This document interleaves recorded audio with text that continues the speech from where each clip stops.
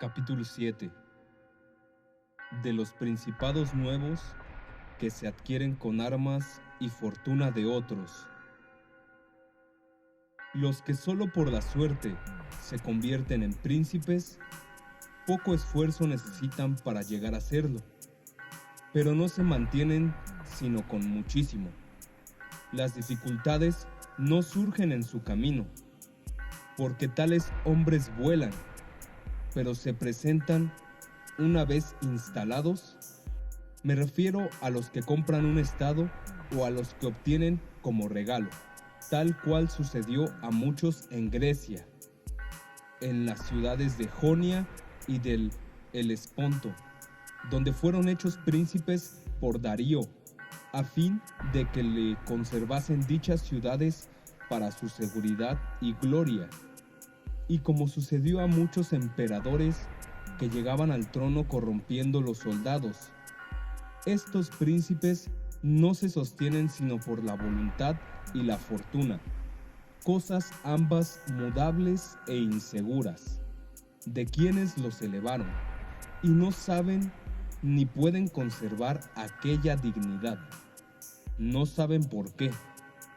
si no son hombres de talento y virtudes superiores. No es presumible que conozcan el arte del mando, ya que han vivido siempre como simples ciudadanos. No pueden porque carecen de las fuerzas que puedan serle adictas y fieles. Por otra parte, los estados que nacen de pronto, como todas las cosas de la naturaleza que brotan y crecen precozmente, no pueden tener raíces ni sostenes que los defiendan del tiempo adverso, salvo que quienes se han convertido en forma tan súbita en príncipes se pongan a la altura de lo que la fortuna ha depositado en sus manos y sepan prepararse inmediatamente para conservarlo, y echen los cimientos que cualquier otro echa antes de llegar al principado. Acerca de estos dos modos de llegar a ser príncipe, por méritos o por suerte, quiero citar dos ejemplos que perduran en nuestra memoria: el de Francisco Esforza y el de César Borgia. Francisco, con los medios que correspondían y con un gran talento, de la nada se convirtió en duque de Milán y conservó con poca fatiga lo que con 1000 afanes había conquistado. En el campo opuesto, César Borgia, llamado Duque Valentino por el vulgo, adquirió el estado con la fortuna de su padre,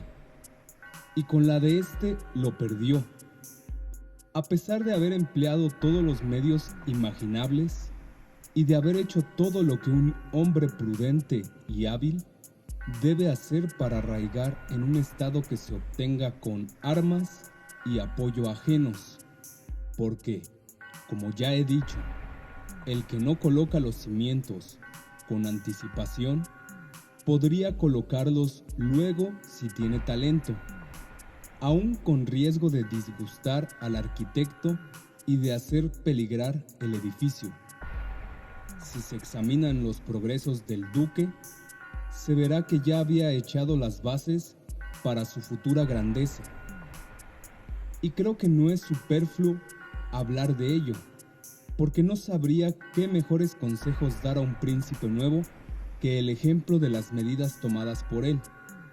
que si no le dieron el resultado apetecido, no fue culpa suya, sino producto de un extraordinario y extremado rigor de la suerte. Para hacer poderoso al duque, su hijo, tenía Alejandro VI que luchar contra grandes dificultades presentes y futuras. En primer lugar, no veía manera de hacerlo señor de algún estado que no fuese de la Iglesia, y sabía, por otra parte, que ni el duque de Milán ni los venecianos le consentirían que desmembrase los territorios de la Iglesia, porque ya Faenza y Rímini estaban bajo la protección de los venecianos, y después veía que los ejércitos de Italia, y especialmente aquellos de los que hubiera podido servirse, estaban en manos de quienes debían temer el engrandecimiento del Papa, y mal podía fiarse de tropas mandadas por los Orsini, los Colonna y sus aliados. Era, pues, necesario remover aquel estado de cosas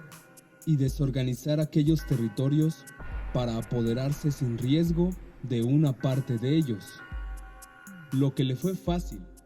porque los venecianos, movidos por otras razones, habían invitado a los franceses a volver a Italia, lo cual no solo no impidió, sino facilitó con la disolución del primer matrimonio del rey Luis, de suerte que el rey entró en Italia con la ayuda de los venecianos y el consentimiento de Alejandro, y no había llegado aún a Milán cuando el Papa obtuvo tropas de aquel para la empresa de la Romaña, a la que nadie se opuso gracias a la autoridad del rey. Adquirida, pues, la Romaña por el duque y derrotados los Colonna, se presentaban dos obstáculos que impedían conservarla y seguir adelante. Uno, sus tropas, que no le parecían adictas. El otro, la voluntad de Francia. Temía que las tropas de los Orsini, de las cuales se había valido, le faltasen en el momento preciso, y no solo le impidiesen conquistar más, sino que le arrebatasen lo conquistado. Y otro tanto temía del rey. Tuvo una prueba de lo que sospechaba de los Orsini cuando, después de la toma de Faenza, asaltó a Bolonia, en cuyas circunstancias los vio batirse con frialdad. En lo que respecta al rey, descubrió sus intenciones cuando, ya dueño del ducado de Urbino, se vio obligado a renunciar a la conquista de Toscana por su intervención, y entonces decidió no depender más de la fortuna y las armas ajenas. Lo primero que hizo fue debilitar a los Orsini y a los Colonna en Roma, ganándose a su causa a cuantos nobles les eran adictos,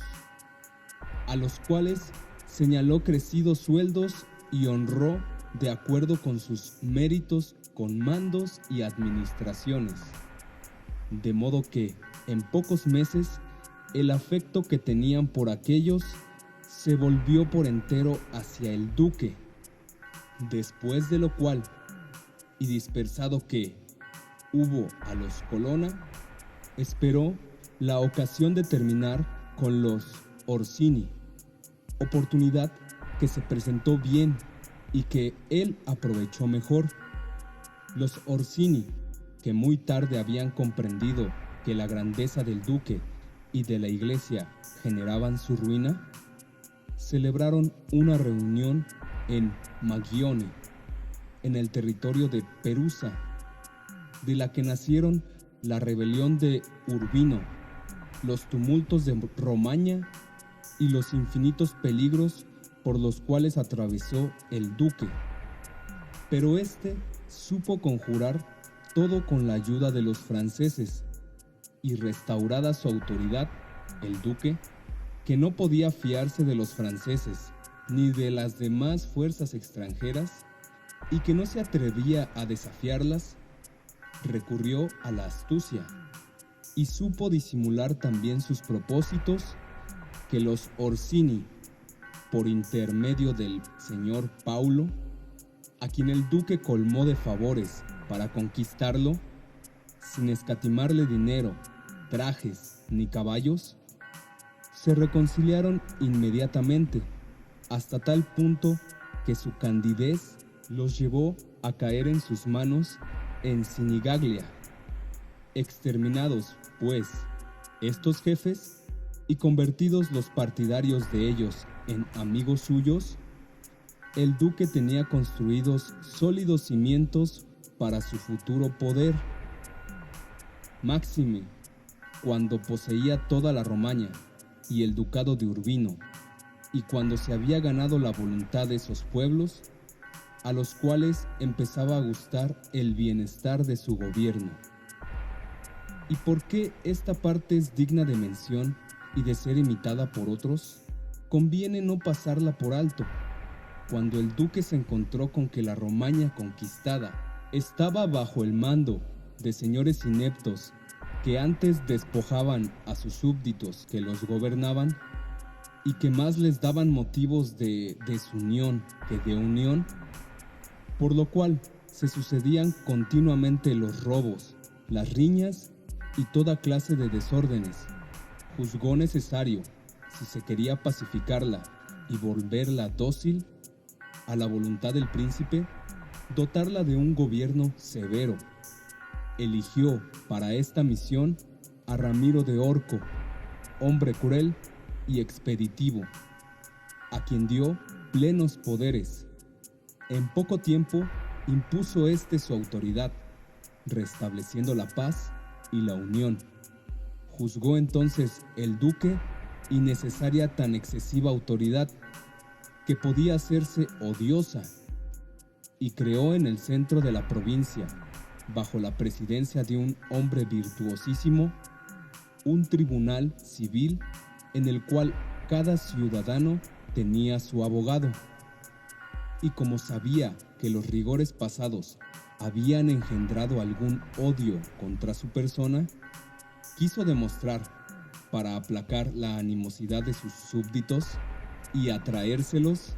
que, si algún acto de crueldad se había cometido, no debía a él, sino a la salvaje naturaleza del ministro. Y llegada la ocasión, una mañana lo hizo exponer en la plaza de Cesena, dividido en 2 pedazos clavados en un palo y con un cuchillo cubierto de sangre al lado. La ferocidad de semejante espectáculo dejó al pueblo a la vez satisfecho y estupefacto. Pero volvamos al punto de partida. Encontrábase el duque bastante poderoso y a cubierto en parte de todo peligro presente. Luego de haberse armado en la necesaria medida y de haber aniquilado los ejércitos que encerraban peligro inmediato, pero le faltaba, si quería continuar sus conquistas, obtener el respeto del rey de Francia, pues sabía que el rey, aunque advertido tarde de su error, trataría de subsanarlo. Empezó por ello a buscarse amistades nuevas y a mostrarse indeciso con los franceses cuando estos se dirigieron al reino de Nápoles para luchar contra los españoles que sitiaban a Gaeta. Y si Alejandro hubiese vivido aún, su propósito de verse libre de ellos no habría tardado en cumplirse. Este fue su comportamiento en lo que se refiere a los hechos presentes. En cuanto a los futuros, tenía sobre todo que evitar que el nuevo sucesor en el papado fuese enemigo suyo y le quitase lo que Alejandro le había dado, y pensó hacerlo por 4 medios distintos. Primero, exterminando a todos los descendientes de los señores a quienes había despojado, para que el Papa no tuviera oportunidad de restablecérselos. Segundo, atrayéndose a todos los nobles de Roma para oponerse, con su ayuda, a los designios del Papa. Tercero, reduciendo el colegio a su voluntad, hasta donde pudiese. Cuarto, adquiriendo tanto poder antes que el Papa muriese, que pudiera por sí mismo resistir un primer ataque. De estas 4 cosas, ya había realizado 3 a la muerte de Alejandro. La cuarta estaba concluida, porque, señores despojados, mató a cuantos pudo alcanzar, y muy pocos se salvaron, y contaba con nobles romanos ganados a su causa. y en el colegio gozaba de gran influencia, y por lo que le toca a las nuevas conquistas, tramaba apoderarse de Toscana, de la cual ya poseía a Perusia y Piombino, aparte de Pisa, que se había puesto bajo su protección, y en cuanto no tuviese que guardar mis miramientos con los franceses, que de hecho no tenía por qué guardárselos, puesto que ya los franceses habían sido despojados del reino por los españoles, y que unos y otros necesitaban comprar su amistad, se echaría sobre Pisa, después de la cual Lucca y Siena no tardarían en ceder, primero por odio contra los florentinos y después por miedo al duque. Y los florentinos nada podrían hacer. Si hubiese logrado esto, aunque fuera el mismo año de la muerte de Alejandro, habría adquirido tanto poder y tanta autoridad que se hubiera sostenido por sí solo y no habría dependido más de la fortuna ni de las fuerzas ajenas, sino de su poder y de sus méritos. Pero Alejandro murió 5 años después de que el hijo empezara a desenvainar la espada. Lo dejaban con tan solo un estado afianzado, el de Romaña, y con todos los demás en el aire, entre dos poderosos ejércitos enemigos, y enfermo de muerte. Pero había en el duque tanto vigor de alma y de cuerpo. También sabía cómo se gana y se pierde a los hombres, y los cimientos que echará en tan poco tiempo eran tan sólidos que, a no haber tenido 2 ejércitos que lo rodeaban, o simplemente a haber estado sano, se hubiese sostenido contra todas las dificultades. Y si los cimientos de su poder eran seguros o no, se vio enseguida, pues la Romaña lo esperó más de un mes y, aunque estaba medio muerto, nada se intentó contra él, a pesar de que los Baglioni, los Vitelli y los Orsini habían ido allí con ese propósito, y si no se hizo papa a quien quería, obtuvo por lo menos que no lo fuera quien él no quería que lo fuese. Pero todo le hubiese sido fácil a no haber estado enfermo a la muerte de Alejandro. Él mismo me dijo, el día en que elegido Julio II, que había previsto todo lo que podía suceder a la muerte de su padre, y para todo preparado remedio, pero que nunca había pensado que en semejante circunstancia él mismo podía hallarse moribundo. No puedo, pues, censurar ninguno de los actos del duque. Por el contrario, me parece que deben imitarlos todos aquellos que llegan al trono mediante la fortuna y las armas ajenas, porque no es posible conducirse de otro modo cuando se tienen tanto valor y tanta ambición. Y si sus propósitos no se realizaron, tan solo fue por su enfermedad y por la brevedad de la vida de Alejandro.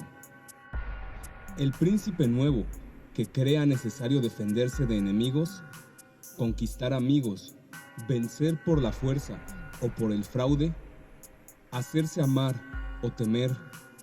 de los habitantes, respetar y obedecer por los soldados, matar a los que puedan perjudicarlo,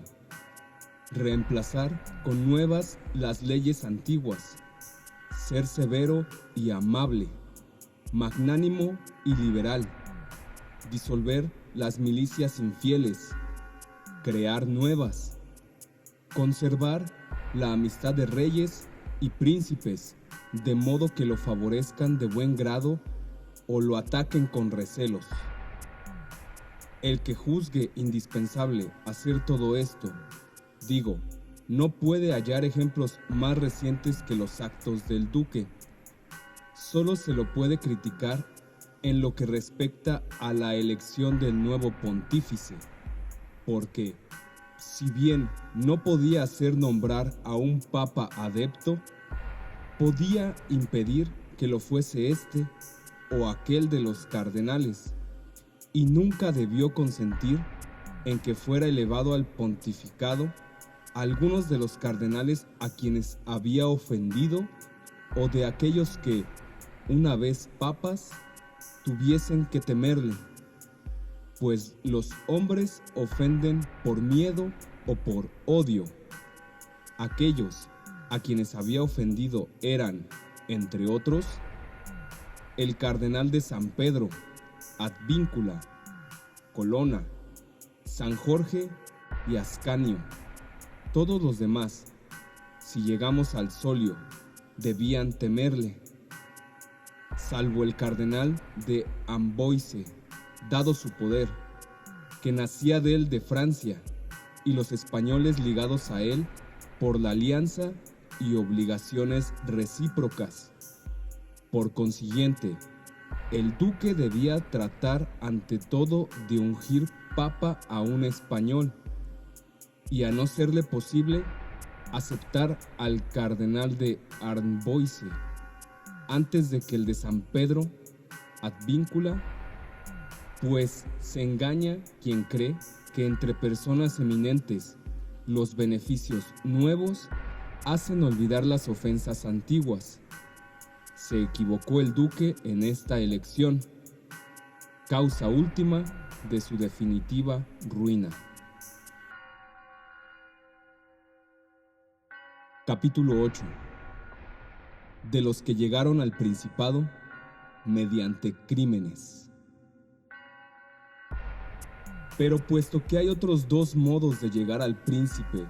que no se pueden atribuir enteramente a la fortuna o a la virtud, corresponde no pasarlos por alto,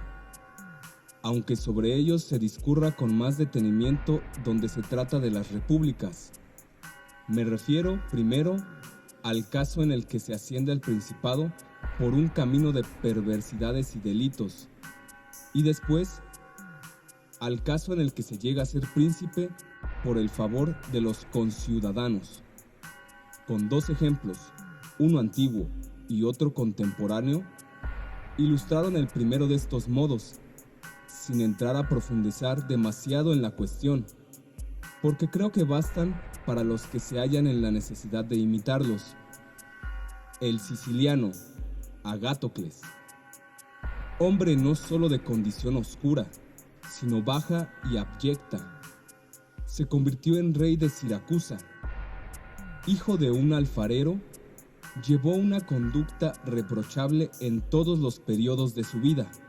Sin embargo, acompañó siempre sus maldades con tanto ánimo y tanto vigor físico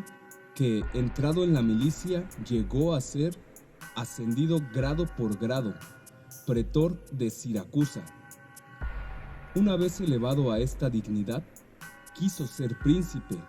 y obtener por la violencia, sin debérselo a nadie, lo que de buen grado le hubiera sido concedido. Se puso de acuerdo con el cartaginés Amílcar,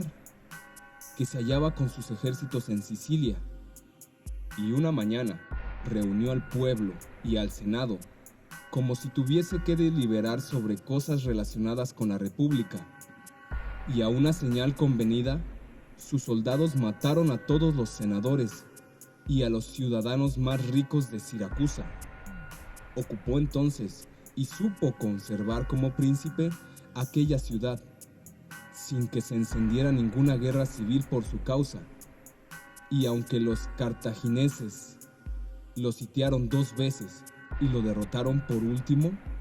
no solo pudo defender la ciudad, sino que, dejando parte de sus tropas para que contuvieran a los sitiadores, con el resto invadió el África y en poco tiempo levantó el sitio de Siracusa y puso a los cartagineses en tales aprietos que se vieron obligados a pactar con él, a conformarse con sus posesiones del África y a dejarle la Sicilia. Quien estudie, pues, las acciones de Agatocles y juzgue sus méritos, muy poco o nada encontrará que pueda atribuir a la suerte. no adquirió la soberanía por el favor de nadie, como he dicho más arriba, sino merced a sus grados militares, que se habían ganado a costa de 1000 sacrificios y peligros, y se mantuvo en mérito a sus enérgicas y temerarias medidas. ¿Verdad que no se puede llamar virtud el matar a los conciudadanos, el traicionar a los amigos y el carecer de fe, de piedad y de religión, con cuyos medios se puede adquirir poder, pero no gloria? Pero si se examinan el valor de Agatocles al arrastrar y salir triunfante de los peligros, y su grandeza de alma para poder soportar y vencer los acontecimientos adversos, no se explica uno por qué tiene que ser considerado inferior a los capitanes más famosos. Sin embargo, su falta de humanidad, sus crueldades y maldades sin número, no consienten que se le coloque entre los hombres ilustres. No se puede, pues, atribuir a la fortuna o a la virtud lo que consiguió sin la ayuda de una ni de la otra. En nuestros tiempos, bajo el Papa Alejandro VI, Oliverotto de Fermo, huérfano desde corta edad, fue educado por uno de sus tíos maternos, llamado Juan Fogliani, y confiado después, en su primera juventud, a Pablo Vitelli, a fin de que llegase, gracias a sus enseñanzas, a ocupar un grado elevado en las armas. Muerto Pablo, pasó a militar bajo Vitelloso, su hermano, y en poco tiempo, como era inteligente y de espíritu y cuerpo gallardos, se convirtió en el primer hombre de su ejército. Pero como le pareció indigno servir a los demás, pensó apoderarse de Fermo con el consentimiento de Vitelloso y la ayuda de algunos habitantes de la ciudad, a quienes era más cara la esclavitud que la libertad de su patria. Escribió a Juan Fogliani diciéndole que, luego de tantos años de ausencia, deseaba ver de nuevo a su patria y a él, y, en parte, también conocer el estado de su patrimonio, y que, como no se había fatigado sino por conquistar gloria, quería, para demostrar a sus compatriotas que no había perdido el tiempo, entrar con todos los honores y acompañado por 100 caballeros, amigos y servidores suyos. Rogábale, pues, que tratase de que los ciudadanos de Fermo lo acogiesen de un modo honroso, que con ello no solo lo honraban a él, sino que se honraba a sí mismo, ya que había sido su maestro. No olvidó Juan ninguno de los honores debidos a su sobrino, y lo hizo recibir dignamente por los ciudadanos de Fermo, en cuyas casas se alojó con su comitiva. Transcurridos algunos días y preparado todo cuanto era necesario para su premeditado crimen, Oliverotto dio un banquete solemne al que invitó a Juan Fogliani y a los principales hombres de Fermo. Después de consumir los manjares y de concluir con los entretenimientos que son de uso en tales ocasiones, Oliverotto deliberadamente hizo recaer la conversación, dando ciertos peligrosos argumentos sobre la grandeza y los actos del Papa Alejandro y de César, su hijo. Y como a esos argumentos contestaron Juan y los otros, se levantó de pronto diciendo que convenía hablar de semejantes temas en lugar más seguro,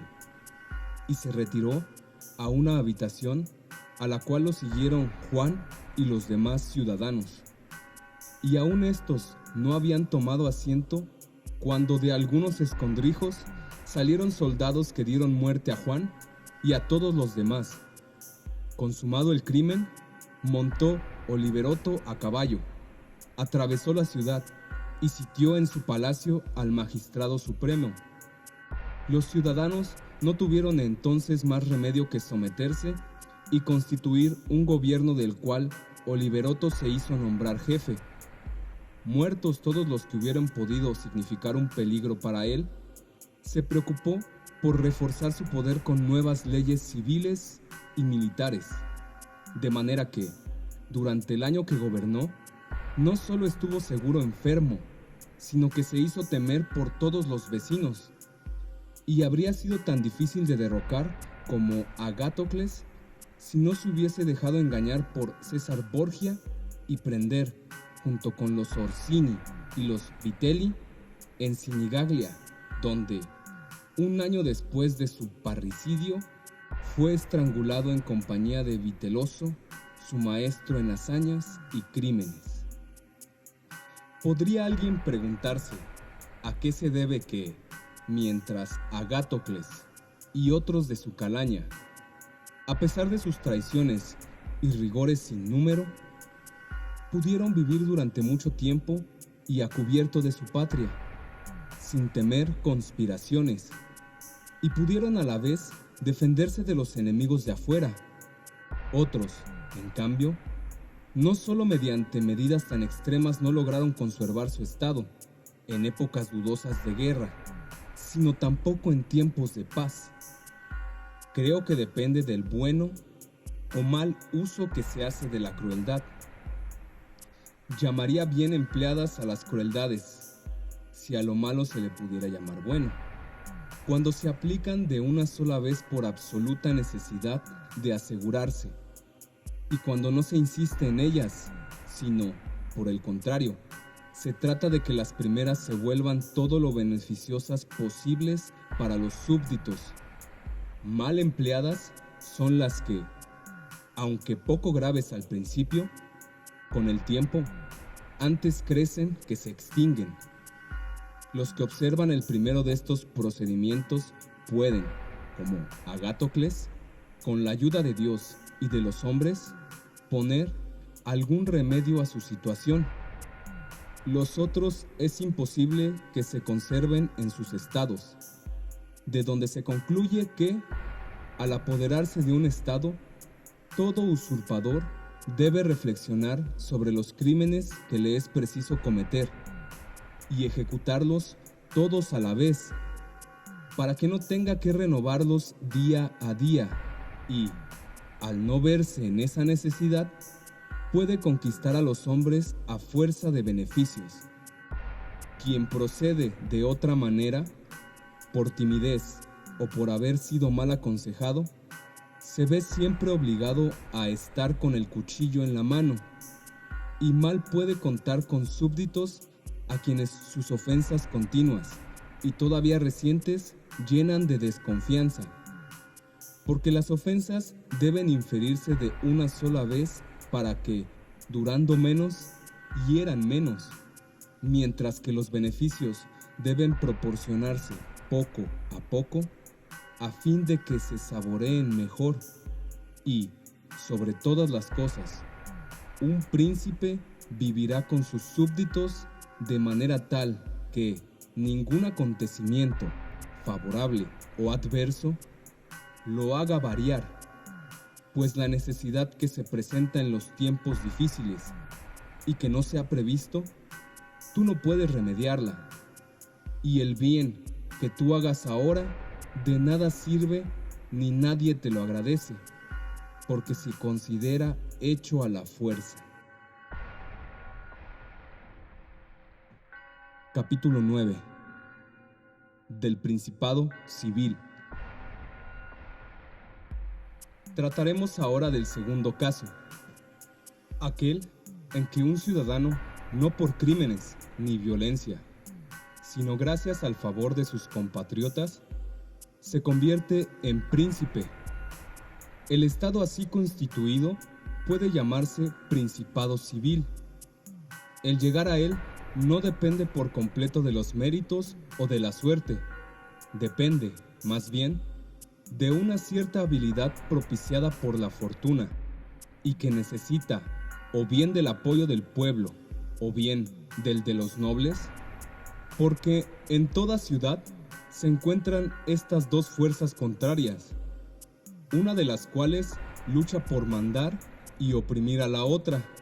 que no quiere ser mandada ni oprimida. Y del choque de las dos corrientes surge uno de estos tres efectos,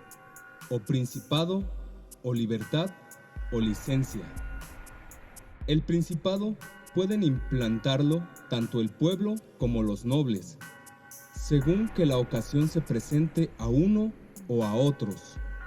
Los nobles, cuando comprueban que no pueden resistir al pueblo, concentran toda la autoridad en uno de ellos y lo hacen príncipe, para poder, a su sombra, dar rienda suelta a sus apetitos. El pueblo, cuando a su vez comprueba que no puede hacer frente a los grandes, cede su autoridad a uno y lo hace príncipe para que lo defienda.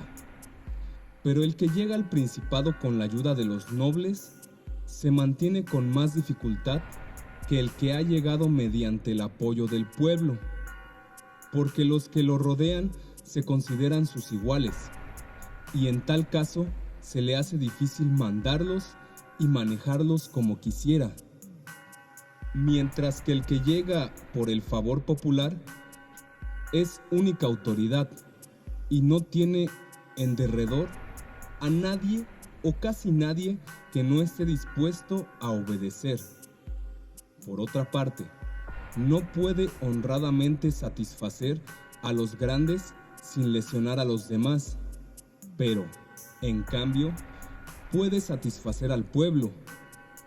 porque la finalidad del pueblo es más honesta que la de los grandes, queriendo estos oprimir y aquel no ser oprimido. Asegúrese a esto que un príncipe jamás podrá dominar a un pueblo cuando lo tenga por enemigo, porque son muchos los que lo forman. A los nobles, como se trata de pocos, les será fácil. Lo peor que un príncipe puede esperar de un pueblo que no lo ame es el ser abandonado por él. De los nobles, si los tiene por enemigos, no solo debe temer que lo abandonen, sino que se rebelen contra él, pues, más astutos y clarividentes, siempre están a tiempo para ponerse en salvo, a la vez que no dejan nunca de congratularse con el que esperan resultará vencedor. Por último, es una necesidad para el príncipe vivir siempre con el mismo pueblo, pero no con los mismos nobles, supuesto que puede crear nuevos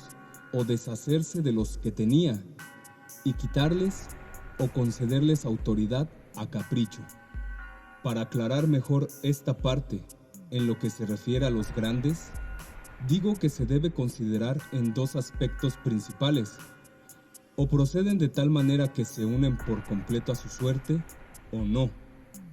A aquellos que se unen y no son rapaces, se les debe honrar y amar. A aquellos que no se unen,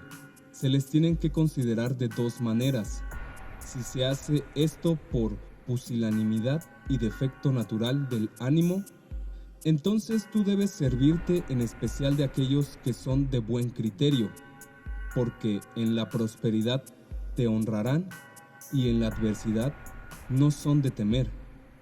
Pero cuando no se unen sino por cálculo y por ambición, es señal de que piensan más en sí mismos que en ti, y de ellos se debe cuidar el príncipe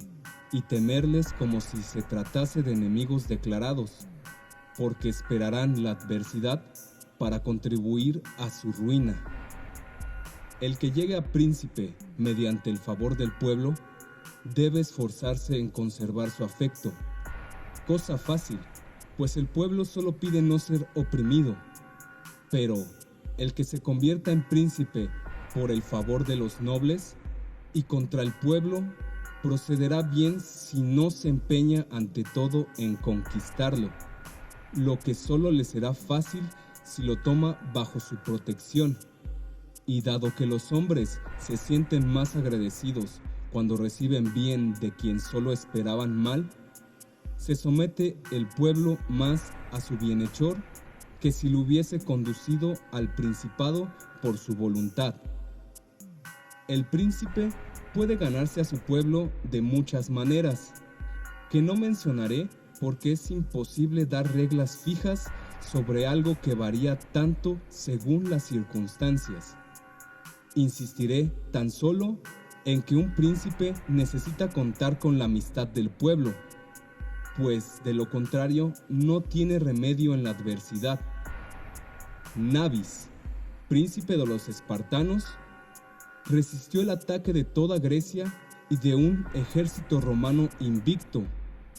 y le bastó, surgido el peligro, asegurarse de muy pocos para defender contra aquellos su patria y su estado, que si hubiese tenido por enemigo al pueblo, no le bastará.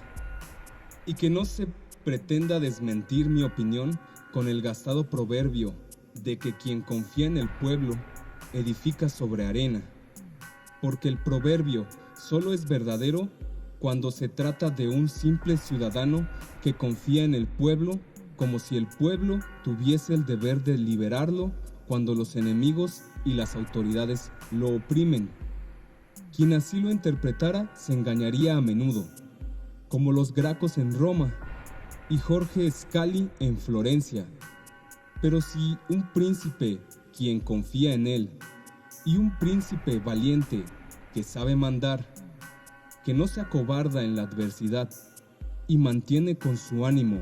y sus medidas el ánimo de todo el pueblo, no solo no se verá nunca defraudado, sino que se felicitará de haber depositado en él su confianza. Estos principados peligran, por lo general, cuando quieren pasar de principado civil a principado absoluto, pues estos príncipes gobiernan por sí mismos o por intermedio de magistrados. En el último caso, su permanencia es más insegura y peligrosa, porque depende de la voluntad de los ciudadanos que ocupan el cargo de magistrados, los cuales, y sobre todo en épocas adversas, pueden arrebatarle muy fácilmente el poder, ya dejando de obedecerle,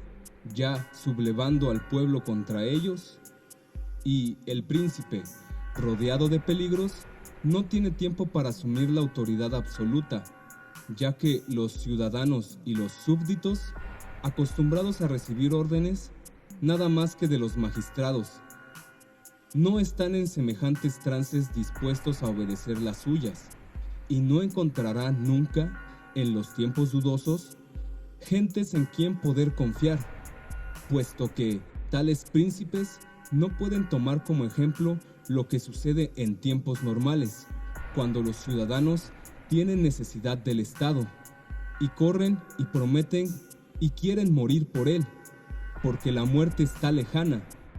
Pero en los tiempos adversos, cuando el Estado tiene necesidad de los ciudadanos, hay pocos que quieran acudir en su ayuda, y esta experiencia es tanto más peligrosa cuanto que no puede intentarse sino una vez. Por ello, un príncipe hábil debe hallar una manera por la cual sus ciudadanos siempre y en toda ocasión tengan necesidad del Estado y de él, y así le serán siempre fieles. Muchas gracias por escuchar este canal. Te sugiero suscribirte, activar la campanita y seguirnos sintonizando. Gracias.